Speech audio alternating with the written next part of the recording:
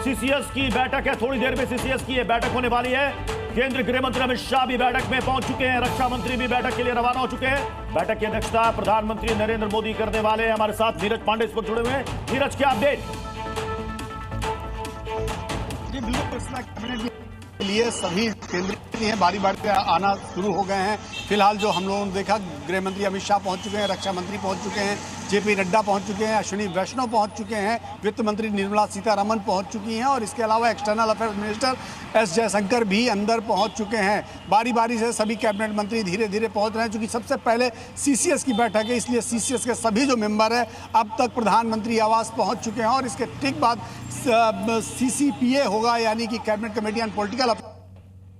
जी नीरज, बिल्कुल वहां पर वीआईपी मूवमेंट हो रही है और इस वजह से नेटवर्क में कुछ दिक्कत भी आ रही है और जैमर्स हो सकता है वहां पर एक्टिवेट कर दिए गए हों, फिर भी हम आपको सुन पा रहे हैं, आप बोलते रहें। जी बिल्कुल, मैं आपको बता दूं प्रत्युष, यहाँ दरअसल ठीक मेरे सामने सड़क के उस पार 2 जैमर की गाड़ियां आ चुकी हैं। चूंकि रक्षा मंत्री के साथ भी जैमर व्हीकल चलता है और गृह मंत्री अमित शाह के साथ भी जैमर व्हीकल चलता है, इस वजह से नेटवर्क का। लेकिन सबसे बड़ी खबर है कि कैबिनेट की बैठक के लिए केंद्रीय मंत्रियों का पहुंचने हो गया है। सीसीएस के सभी जो सदस्य हैं, यानी कि गृह मंत्री, रक्षा मंत्री, विदेश मंत्री, वित्त मंत्री और जो तीनों सदस्य एनएसए, डिफेंस सेक्रेटरी, ये सभी लोग इस समय प्रधानमंत्री आवास पर पहुंच चुके हैं। और लगभग कितने समय का वक्त नीरज प्रस्तावित है इस बैठक के लिए? क्योंकि सीसीपीए की जो बैठक होने जा रही है उसके फौरन बाद होने जा रही है, कितने समय यह बैठक लगभग चल सकती है? देखिए, ये बैठक नीरज जहां पर मौजूद हैं वहां पर जैमर्स लगे हुए हैं और इस वजह से आवास पर शुरू हो चुकी है। जी जी, बोलते रहे आप नीरज। जी बिल्कुल, सीसीएस की बैठक शुरू हो गई है और अब इसके बाद सीसीएस की बैठक के बाद सीसीपीए की बैठक शुरू होगी। लेकिन अब की सबसे बड़ी खबर यही है कि सीसीएस की बैठक शुरू हो गई है, क्योंकि सीसीएस के जो सदस्य थे वो पर मिनट पहले पहुंच।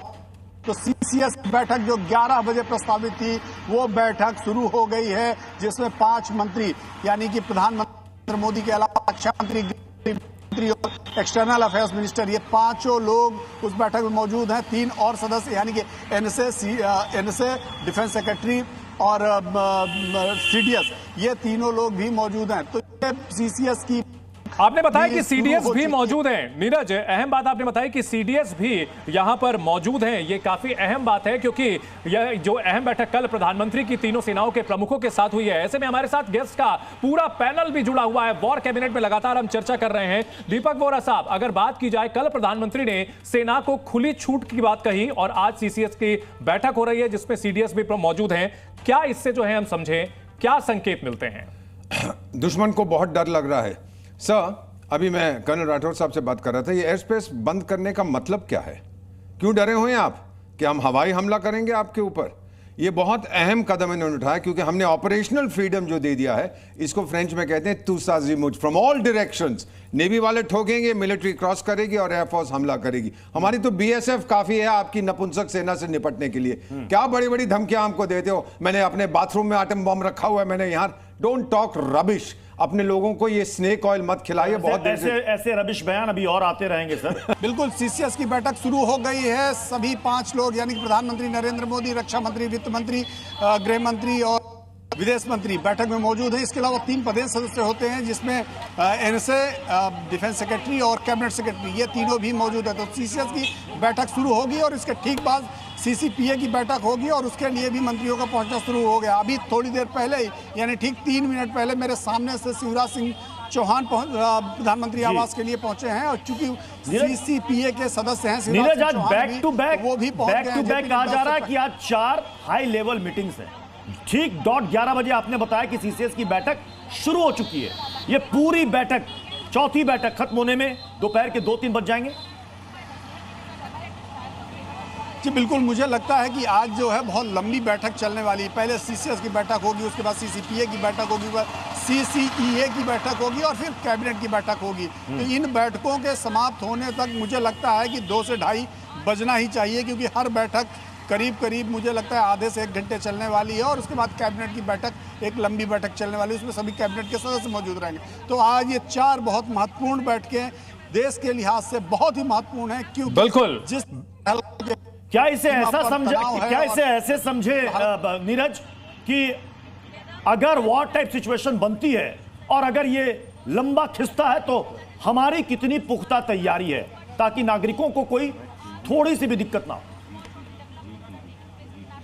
देखिए, सिचुएशन तो वार वाली है ही, क्योंकि जिस तरह से आपके देश में घुसकर कोई आतंकी संगठन आपके 27 लोगों को मार देता है तो ये सिचुएशन वार वाली सिचुएशन हो ही जाती है। और भारत के प्रधानमंत्री ने जब बिहार की धरती से बोल ही दिया है कि आतंक के आकाओं को मिट्टी में मिला देंगे तो फिर कुछ बचता नहीं है। तो अब ये तो केवल तैयारियां हो रही हैं, सिचुएशन वार वाली भी है, वार वाली ही है, और कभी भी ये चीजें हो सकती हैं कि दुश्मन को उसकी औकात बताई जाए। जहां तैयारी की बात की और हम कितना सक्षम, ठीक है, फिर से नीरज वो ज्यादा अच्छा बता पाएंगे, लेकिन मैं इतना बता सकता हूं कि सरकार इस समय बिल्कुल मजबूत है, मनोबल उनका बड़ा है, ठीक है, और साफ तौर पे कहा और यहाँ पर काफी संतुलित बयान दिए जा रहे हैं मंत्रियों की ओर से हो या फिर भारत के तमाम पक्षों की ओर से काफी संतुलित बयान दिए जा रहे हैं। राठौर साहब, ये जो 4 बैठकें बैक टू बैक, जैसा कि वो बता रहे हैं कि लगभग 2 से 3 संतुलित बयान ही हमारी स्ट्रेंथ है, ये हमारी ताकत को दर्शाता है, और हम जानते हैं और हम दिखा रहे हैं कि भारत अपनी ताकत को किस तरीके से चैनलाइज करेगा और पाकिस्तान की तरफ हमें क्या करना है वो बताना चाहता है। इसके बरक्स आप अगर पाकिस्तानी लीडर्स के बयान देखें और उनकी पार्लियामेंट में जो उनकी हरकतें हैं देखें, उससे पता चलता है कि एक मजबूत राष्ट्र क्या होता है और एक बिखरने वाला राष्ट्र मैं अभी पाकिस्तान की मैं अभी इस वक्त मैं पाकिस्तान की बात नहीं करूंगा। पाकिस्तान को जो मैसेज मिलना था कल रात को मिल चुका। पीएम का वो बयान अपने आप में एक बड़ा मैसेज था जो पाकिस्तान तक चला गया। अब सवाल ये है कि अगर ये हालात वॉर टाइप सिचुएशन, हमने कुछ बड़ा अटैक किया, पाकिस्तान रिटेलिएट करेगा, अगर वो लंबा खींचेगा तो हमारी कितनी पुख्ता तैयारी है, हमें अपने सीमाई इलाकों को भी देखना पड़ेगा। देखिए, यहां पर एक चीज आप समझ लीजिए कि जब वॉर है ये कोई इंस्टेंट नूडल नहीं होती, 2 मिनट में आप तैयार कर लें और खा लें। वार करने से पहले एक राष्ट्र को अपनी ताकत और कमजोरियों का हिसाब लेना पड़ता है। अगर प्राइम मिनिस्टर के साथ सीडीएस और तीनों डिफेंस चीफ बैठे हैं सेनाओं के और एक गो अहेड मिला है, इसके मतलब यह है कि राष्ट्र अपनी ताकत के प्रति आश्वस्त है। मैं एक सवाल मैं जीडी बख्शी सर आपसे तुरंत लेना चाहूंगा। अभी कुछ दिनों पहले, ज्यादा दिन नहीं हुए, 2 या 3 दिन पहले कुछ तस्वीरें पाकिस्तान से सामने आई। इसमें JF-17C फाइटर जेट के साथ चीन की तरफ से भेजा गया PL-15 मिसाइल, वो लैस, क्या ये राफेल के लिए है? कह रहे हैं पाकिस्तान बड़ा घबराया हुआ है, तो राफेल का कार्ड ढूंढ रहा है क्या? ये 2 चीजों के लिए है। हमारे जो S-400 मिसाइल हैं वो पाकिस्तान के अंदर 400 किलोमीटर दूर मार सकते हैं जी। मतलब जब अपनी फॉरवर्ड एयरफील्ड से उनके जहाज उठ रहे होंगे, चाहे F-16 चाहे JF-17, भारत अपने लोकेशन से हम उनको निस्तनाभूत कर सकते हैं।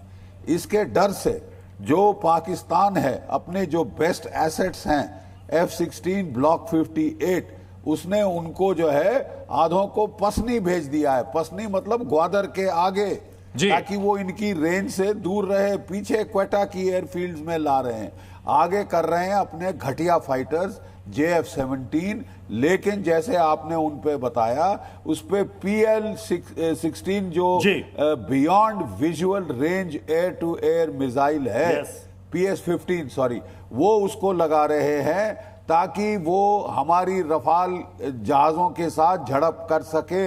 वो 100 किलोमीटर्स की रेंज से ज्यादा है PL-15 की रेंज, लेकिन वो लड़ाई में टेस्टेड नहीं हुआ। ठीक है, मैं इसी सवाल पर जीडी बख्शी साहब, मैं इसी सवाल पर आने जा रहा था कि ये जो चाइनीज हथियार हैं, इनके भरोसे पाकिस्तान कितने दिनों तक भारत का मुकाबला कर सकेगा? क्योंकि इसके मुकाबले भारत के जो हथियार हैं वो कहीं ज्यादा वर्ल्ड क्लास लेवल के हैं। और इस वक्त बड़ी खबर आ रही है पहलगाम हमले पर हाई लेवल मीटिंग का